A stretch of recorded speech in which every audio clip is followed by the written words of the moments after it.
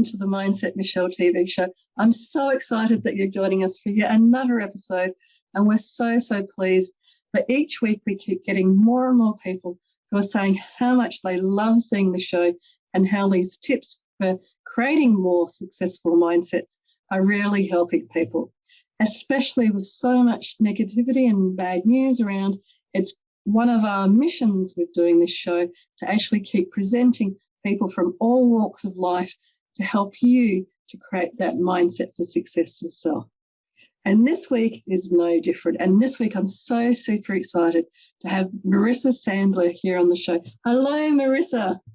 Hi, Michelle. Thank you so much for having me today. I'm so excited. Mindset is something I put a lot of thought into, and I love learning about it too. So I'm really excited to be here today. Thank you. It's really lovely having you on the show. And for those of you that haven't met Marissa before, she's co-founder of Care Seekers, which is an aged care and disability services organisation that helps people in their homes with many different services. But I'm actually more interested in how you came to be doing that. I know you've been doing it for the last 5 years, but you're originally a lawyer, and it's got to be a really interesting story how you went from working in a legal profession, which is quite different, to working in aged care and disability. So please tell everybody a little bit more about yourself. Thank you. So I thought I'd start my story a little bit further back than that. Actually, I was spent 15 years before doing Care Seekers as a human rights lawyer. And why that area interested me, I was born in South Africa and moved to Australia. I came to Australia when I was 5. We went via America. And my parents left South Africa because they didn't want to raise their children in apartheid. They didn't agree with that system, and they did not want to support it in any way, and so they made the decision to leave. So I think I grew up in a household where there was always a strong sense of justice and right and wrong and awareness around how people were treated. And I think I just carried that through my life. So when even at school, I remember, if somebody was being bullied, if I felt there was an injustice, it never sat right for me. And I feel like as much as I could, I would try to speak out on things that worried me. And then when I finished school, I thought the way I was going to bring this all together was as a journalist. I thought I really want to tell people stories. And so I started studying social sciences, and then actually the next year changed to studying law. I think I was just loving university so much. I thought, how on earth, what can I study so that I can stay here as long as possible? And I could see how law could be relevant to journalism. And I was doing an internship with the ABC, and I was at a picket line, like at a protest. It was the World Bank protests in the early 2000s. And I was interviewing someone, and I was asking them questions, and I was overwhelmed by this feeling of, I don't actually want to be the journalist on this side asking the questions. I want to be on the other side fighting for things that I really believe in. So that sort of set me on the path to become a human rights lawyer. And I spent 15 years doing that. The first 10 years, my absolute passion was women's human rights. And I worked on a lot of domestic projects, things like helped bringing in paid maternity leave, and then also worked on sort of more international projects, things around trafficking of women. Then I did a lot of work on women in prison and what that whole picture looks like. And I was working in the UK on a project on women's deaths in prison and custody, because there'd been a lot of women dying in prison, and looking at the picture and why that was happening. And I mean, it's that story, the person who's in prison is a victim of so many, there's domestic violence, there's a history of abuse, and it's just that complete cycle that you see in people's lives. And I really loved that work, and a lot of it was policy work and sort of research work. And I decided I wanted to represent clients in court. And so I landed up working on a project which represented mothers primarily who were having their children taken away from them by community services because they had an intellectual disability. And there was a feeling that because they had an intellectual disability, they were not fit to look after their child. So I was their lawyer, and arguing sometimes a right decision was made, and it was about making sure that the fair process was followed, but other times the decision wasn't right. And we were actually, I'm still in contact with clients to this day who are raising their children beautifully. And through that process, so I did that. It was great work, but it was also very, very heart-wrenching, and the losses were enormous. I mean, the outcome was that a family wasn't living together. And I had my own small children at the time, and I had a case in particular that just hit so hard. It was one that we didn't win, and the child was sort of the same age as my child, and I sort of started to feel quite burnt out. And at the same time, there was the National Disability Insurance Scheme rolling out in Australia, and some of my clients were actually in that scheme in the trial days. And I thought, wow, this is amazing. It was all about choice and control. And what I was also starting to realize is that the problems, when I was coming into people's lives, the issues I was trying to solve for them were really challenging. Trying to get somebody's child back, or legal issues, it's really hard. That's not an easy place to help people. And the story that I kept seeing was that if people had really good support in their lives, and if they could have somebody who was there, who understood them, who worked with them to achieve their goals, the legal problems could be avoided. And so I wanted to do something that was more preventative around helping people that they could live with dignity, with their human rights, with independence. And so together with my sister, we set up Care Seekers. And it's literally that very typical startup story where the two of you sit at your kitchen bench, which is what we did for the first 2 years. The first year of doing Care Seekers, I honestly could have quit every single day. It was very, very grueling, to say the least. So many things went wrong. It was really a battle of mindset over everything else in that environment. But we pushed through, and we landed up being the business that we are today, which is we have over 14,500 workers on our platform. We provide 200,000 hours of support. We employ 20 people, and it's a really thriving business. But for me, it was a story. I guess my origin story is I was always going to do something that helped people. That's where I'm my happiest, when I am helping people. It was always going to be a story of where I felt things were wrong, trying to do my best to right them in some way. But that's been a journey too, and realizing what's right for me and what's right for another person are two very different things. I've had lots of learnings along that experience too, but never thought that I would land up owning a business and running a business, but just absolutely really love doing it and just learn so much every single day. Wow, what a story. And you tell it so well as well, which is fabulous, because there is that thread throughout it, that there is that service to others and fighting for the injustices and being on the side to help people, whatever that injustice is. And you show such a depth of insight as to what motivates you, and how that journey has been one of, understanding, well, sometimes you do burn out when you're doing things for the side of justice, and then the preventative side. I really love how you came to that realization about how important it is to stop things escalating to that point where, yes, people are losing their children. It's a very interesting mindset then to ask you the question around, well, what does success then mean to you? What do you think when I say success? What areas of your life does that most resonate with for you?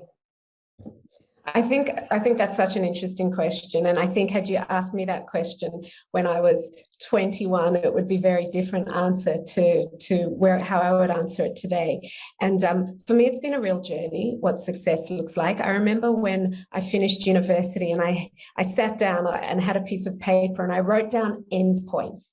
I wrote down, these are the different jobs that I'd like to see myself doing. And this is at the end, but it was like, okay, I'd like to be a barrister, I'd like to be involved in high-level policy, like whatever they are.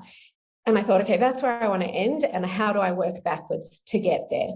And I think, funnily enough, today I would answer it the exact opposite. And I think very early on, I was really fortunate to work with an incredibly inspiring group of women. And one in particular said something to me that probably changed me from looking at that end goal and my success being achieving that end goal. She said to me, Marissa, if you always do jobs that you love, you will do them well. And when you do something well, good things will happen. Because when you are focused, when you define success as that end goal, there's years between being your 21-year-old self and reaching that end goal. And you could land up having to take a lot of jobs that you do not like along the way. And you could spend a lot of years very unhappy. And I could have seen how that could have happened to me. And I actually remember once I went for an interview at a law firm because I thought that was part of a particular path. And the partner wrote me such a beautiful letter back. He said, I don't think that you could do the job. He said, but I don't think it's going to bring you any happiness having met you. And so I'm not going to offer it to you. And I was so cross. I was like, you don't know. And this is what I need. I need to do this to reach my success of achieving that. But I think in the end, I did land up following a lot more of the advice I was given by this woman that I really respected. And so I did. I chose jobs that I really liked, that I really enjoyed, that for me, success was and is to this day very daily, as opposed to a big picture. It's finishing my day and going, today, did I make an impact? Did I have purpose? Did I connect with people? Have I finished my day feeling like I contributed positively to the world? And every day that I can say yes to that is a success to me. And I can honestly say that that is my benchmark of success.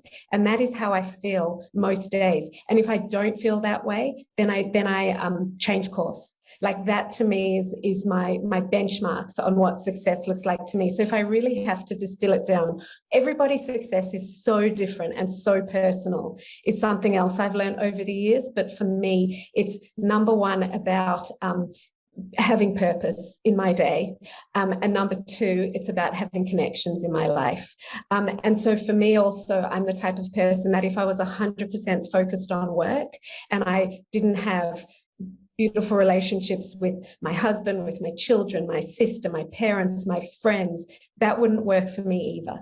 So it's always for me achieving these two outcomes, that I'm doing purpose, feeling fulfilled and having connection. And if either of those ever feel out, I really do have to come back to the drawing board and start again. And I think something else that I've really strongly learned through many lessons in life, but through my own initially, through my career choices, and then just through many personal experiences. And I know it's such a cliche, but for me, success is the journey and what that looks like. It is not a destination. And even at Care Seekers, we're a very values-driven organization. And one of our values is integrity. And there's just no way that I could ever think, okay, well, what's my end goal? And how do I achieve that end goal? And step on whoever I needed to and do things unethically and without integrity. I always would need to feel a huge sense of pride in the journey that I've taken to get somewhere, to feel that I have been a success in it. But it also was a very strong process of letting go. It has been, when I look, am I holding those high positions that I envisaged that I would? Probably not, because I probably gave up some of that along the way. But I also had different things that I learned. Like I might just interrupt there because it's a lot of information and it's a lot of really valuable information. And I really want to make sure that as we go through, that people are hearing some of the incredible stuff that you're saying.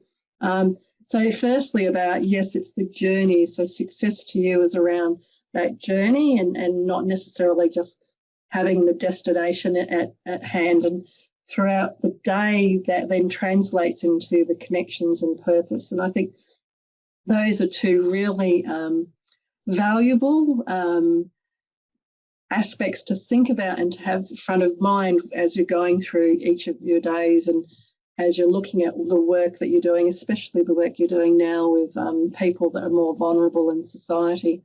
And I love how that has then translated into the integrity for care seekers and one of the values that you hold there. And that I guess we've already started around some of the suggestions, because obviously having a purpose and then having that clarity that if your purpose and if your communication or your relationships are out of balance, then coming back into balance is obviously a great suggestion. But what other types of suggestions or what other tips or suggestions would you have for people that are watching this and going, wow, you know, so much passion, so much energy that's coming across? How can they as well generate this much passion in their lives and have that same kind of focus that I'm seeing around living a life that you choose and having that positive mindset? What would you say to them? I think my things are purpose and connection, but I think a really valuable exercise for everyone to do is to sit down and think about what are your values and that drive you in your day, and going through that process of thinking what are the, for me it was 2, but it might be 2, 3, 4 values that you hold in your life and that you need to live through every single day. And doing that exercise, I mean, we did them as a company and I do them as an individual. And I think that that would be probably my number 1 tip, is to do that, to very much think, what are my values and how do I live my life to those values? Because if you live your life to your values, to me, that's an authentic life, and that is a successful life.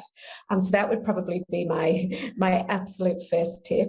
I think some of the things that I've struggled with and is sort of can get into a negative mindset, and how do I get out of that? I mean, I know things that, and increasingly as I get older, like turning to things like meditation and really understanding, like not to let your negative thoughts are not you, and to really choose to be really active in what thoughts you choose to have and how you allow yourself to think is probably another tip that I'd have. And there's, I mean, I'm by no means an expert on that. I am the most junior student on that. But I think just always that concept, coming back to that in every situation, you have a choice, how you respond to it. The next step is always your choice. And I think just really, so that's really worked for me as well. And so I just think on also that blocking tip, up. sorry, I was just going to say, just on that tip around choosing what thoughts to pay attention to, I think that that's a really valuable and very important element of creating a successful mindset. So if during the day, you know, things aren't going well in the business with an employee or if somebody you're supporting, and you know, you're having to have difficult conversations or challenging conversations, how do you then, as those conversations or those challenging situations come up, how do you then keep focusing back on the positive? What sorts of things do you, when you're in those situations, do to keep focusing on the positive? I never go into a conversation without being prepared. Like, I think I'm prone to being quite an emotional person. And if I'm captured in a moment in a difficult situation or a difficult conversation completely unprepared, that won't work for me. So I might listen to someone and say to them, thank you so much for telling me how you feel. I'm just going to need some time to get back. I'm going to need some time to gather my thoughts and get back to you, because I know that my initial first response has a tendency to be a very emotional one. So I need to give myself that space and time to step away, to think through what they've said, to think about my response, and then come back to them. So and if I need to have a difficult conversation with someone, I think about what I'm going to say. I make a time with them. I'm not someone who's going to just enter into a fight or a difficult situation, on the back of Tuesday morning. Like, it's a very well thought out process for me, because I think conflict really takes its toll on me, and I'm not so good in the heat of conflict, and I need my space and time. So I'd rather just walk away, gather myself, and come back is how I would handle it. What wonderful advice. And I'm sure people watching and knowing that you've gone from a kitchen table with your sister to this hugely successful organisation, are listening to these tips and going, oh, wow, they can go and implement that. It's nothing overly complicated, but it works, and you're living proof that it works. And I think you're also a great example of the language that you're using and the way that you're describing these suggestions is very self-aware. You're very aware of what's working for you, and that's why these are great examples that you're sharing. What would you say has been one of the greatest things to help you to become so self-aware of what works for you and what doesn't work for you? I think I don't like feeling, I think, yeah, I don't like finding myself in situations where I'm having conflict with people. Like, I've got a very strong sense of how I want to live my life and how I like things to feel. And some of that's not necessarily positive. Like, I really don't like conflict, so I'll do anything to avoid it. But conflict can't be avoided, and conflict is good and positive. So just kind of thinking, okay, well, how do I make these situations work for me? Like, just a sense of, I hate being in a lot of emotional turmoil. I do like things quite calm internally and externally. And that's when I can operate at my best. So I think trying to get to those positions has led me down a number of those paths. And obviously, as challenges arise, you think, how can I address this? I'm someone who also very much believes in patterns. Like, if you see yourself coming up against the same thing, or you see yourself facing those same emotions time and time again, look inside you. It's not that you're constantly being faced with people who are like this, or situations who are like this. You might be, but really, again, only your response is what you have control over. So I think I'm very much someone who likes to focus on what I can control, which ultimately is myself. I can't really change and control others around me. What a fabulous way of explaining how you do it for yourself. And I love how you have that, again, that understanding that it's about the conflict that in a sense is a trigger for you. So you set things up to avoid it as much as you can. And I'm guessing then that the relationship, because you also, as you said, your co-founder is your sister. Yeah. So you obviously have a great relationship with your sister. And you're saying there's no conflict, you don't borrow each other's lipsticks and get upset or anything? We have been the best of friends since we were young. Yes, she always took my clothes and always took my makeup. And a couple of years ago, I called her. We don't live in the same house now, obviously. I called her when a piece of my makeup went missing, and she had it. I do not know how. But we really do have an unbelievable relationship, and always have.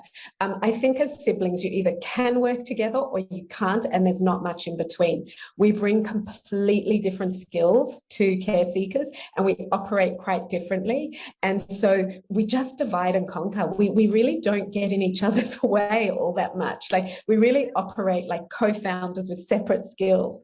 Obviously, we come together to make big decisions about the company, but we're quite aligned on those. But on the day-to-day, we don't cross paths all that much. She's in charge of all the technology, all the marketing. She's very creative. She's the ideas woman. I'm the CEO. I'm more of the HR, compliance, legal, running the company. So it's a very neat, clear split. But we're very fortunate. We've just always got along brilliantly. Like, there's 4 years between us.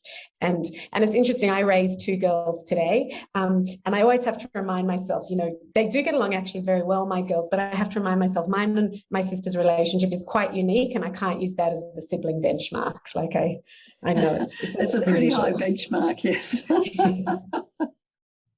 and it's wonderful to hear about all the success, because I think that's another part of we don't necessarily have the time to talk about on this show, but the success in your company is also the success in your relationships with your sister, with your 2 beautiful daughters that you're raising, and your husband, and in other areas of your life. What do you think, with having so much understanding about yourself and what motivates you, what do you think helps with interpersonal relationships, like outside of care seekers, or even with care seekers, when you're dealing with perhaps people that don't have the same values as yourself? I can struggle with that sometimes. And I think what I always have to remind myself is that everybody sees things differently. My way is just my way. It's not the right way. And I just have to remind myself of that. I can get very I can get, if somebody doesn't respond to a situation as I would necessarily want them to, or think that they should, I can sort of be like, but that's not right. That's not how it is. But I just remind myself, I'm not right. there are different ways. There are 10 different ways you can do something. I always use such a silly example, but I'm in a book club, and you all read the same book, and everyone has a completely different view. And you thought your interpretation of the book in your head was correct, or was the interpretation of the book, but it's not. And so I always remind myself that everybody comes to things and everybody sees things through different lenses, but that can be a struggle for me. Like, I have to pull myself back on that all the time. It's not something that I'm not naturally so accepting of people's differences. It's a constant reminder and struggle job for me, that element of interpersonal relationships. Well, and of course, hearing about conflict and avoiding conflict as well, which must be interesting when you were a lawyer, because that's all about conflict. But yeah. I'm guessing, again, it makes sense because people tend to work in areas where that they're doing working through their own issues, if you like, around. You don't like conflict, so you go and work as a lawyer, sort of. It's very structured conflict as a lawyer. Like, it's unbelievably structured. You go into court with your arguments prepared, you make your arguments, you're doing written submission. So you get what I need, which is that time to prepare, to think things through. Yeah. And I think that's great. And also how you describe it helps with, placing aside emotions when you're in those sorts of situations, and then working and being around people with different values, that same sort of process and way of dealing with it, as well as, yes, accepting that not everybody has the same views on things. And I loved the example there you had about the book club. I think it's the same with movies. Sometimes when you're talking to people about movies and you think, did we see the same movie? Did we actually read the same book? Because people have such different reactions, understandably, to things. So there's so many different things that we could talk about, and you have such a wealth of experience in so many areas. How can people, if they wanted to reach out, get in touch with you? Sure. The easiest way to get in touch with me is through email. I mean, I do have some social media, LinkedIn, and email is probably the best way. So marissa@careseekers.com.au, or on my LinkedIn profile, which is Marissa Sandler. I do have Instagram, though probably not that good on it. So those would be the best two ways to get in contact with me.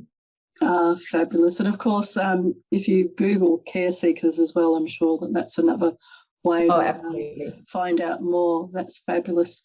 And I love asking this question because you have come from such an interesting background with South Africa and being a lawyer and being an advocate for those more vulnerable in society, and all the way through now to setting up an organisation that works with aged people and disabled people. So given how much success and how well things have gone in many ways for you, is there any advice that you might give to your younger self?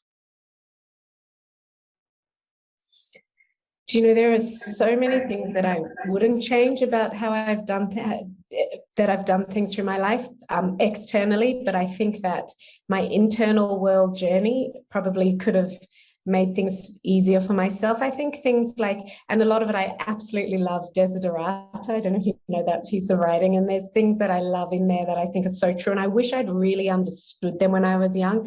That whole concept of like, everything passes, good or bad, it passes. So don't despair, don't be arrogant, because it all passes. Just understanding that the things that you worry about and the things that are really going to rock your world are two completely different things. Like, if I could just have reduced my level of worry, and that would have definitely assisted me. And I think also sometimes realizing that, that equation, like happiness is reality minus your expectations, and just thought through my expectations. I think that all of those things probably could have made my internal world journey, especially when I was younger, a lot easier. Just have faith a little bit more than maybe I did, not to worry so much. But a lot of my sort of planning and things like that have worked in my favor. So those bits I probably wouldn't change. But life is a journey, and I think it just goes round and round and on all the time. And who knows what the next 40 years are going to hold either. Who knows? And given the outstanding success that you've had to this point, you know, the world, I loved when I was a kid, my sister gave me a poster that said, the world is your oyster. And it really was, you know, you can be, do, have anything you want. And it's interesting. And I love how you finished talking about the internal journey. Many a time as I was going through my earlier adult years and achieving things and getting that success, I was also thinking, well, what next and what's the point? And so that internal journey, which does come more later in life for people, where you really start to understand, well, actually, if I had have let go of all that small stuff, if I had of this, I had of that, then you'd be more present and you'd enjoy life more, even when outwardly you might have been hugely successful at that point in time. Well, Marissa, totally. It's been absolutely fabulous having you on the show today. Thank you so much for coming along. Thank you so much for having me. Such a wonderful show. I think anything around mindsets is just so helpful to all of us as we try be humans. Fabulous. Well, and to all you viewers out there, again, thank you for tuning in today and for hearing from yet another incredibly successful person some of the wonderful things and the wonderful suggestions that Marissa's made today about how you too can implement things to help focus on having that positive mindset. But for now, from my heart to your heart, be great, be fabulous, and be you.